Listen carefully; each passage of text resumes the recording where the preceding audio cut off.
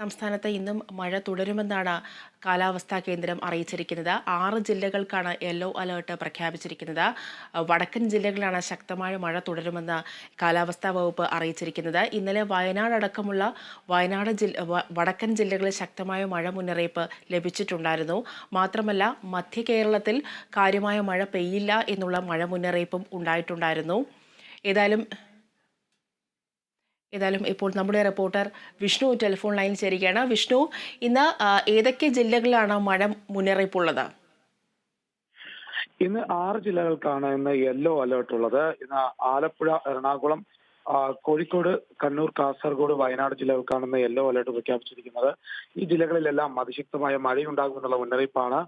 കഴിഞ്ഞ ദിവസവും വടക്കൻ കേരളത്തിൽ അടക്കം ശക്തമായ മഴയുണ്ടായിരുന്നു.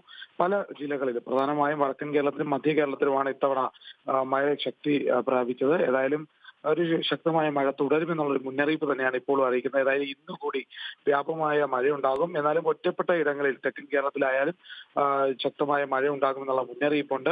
അതേസമയം തീരദേശ മേഖലകളിലും ഉയർന്ന നിരപ്പുകളിലും വലിയ ജാഗ്രതാ നിർദ്ദേശമാണ് നൽകിയിട്ടുള്ളത്. അത്യാവശ്യമെങ്കിൽ ജനങ്ങളെ മാറ്റിപ്പാർപ്പിക്കാനുള്ള സൗകര്യങ്ങൾ സജ്ജമാണ്. ഏതായാലും വലിയ രീതിയിലുള്ള ഒരു മുന്നൊരുക്കങ്ങൾ തയ്യാറാണ്. ഇനി അടുത്ത ദിവസങ്ങളിലെ മഴ മുന്നറിയിപ്പുമായി ബന്ധപ്പെട്ട വിവരങ്ങൾ ഇനി അടുത്ത അലേർട്ടിൽ വ്യക്തമാകുന്നതാണ്. ഏതായാലും നിലവിൽ ഇന്ന് വൈകുന്നേരം വരെ മഴ തുടരുമെന്നുള്ള മുന്നറിയിപ്പ് തന്നെയാണ് നൽകിക്കൊണ്ടിരിക്കുന്നത്.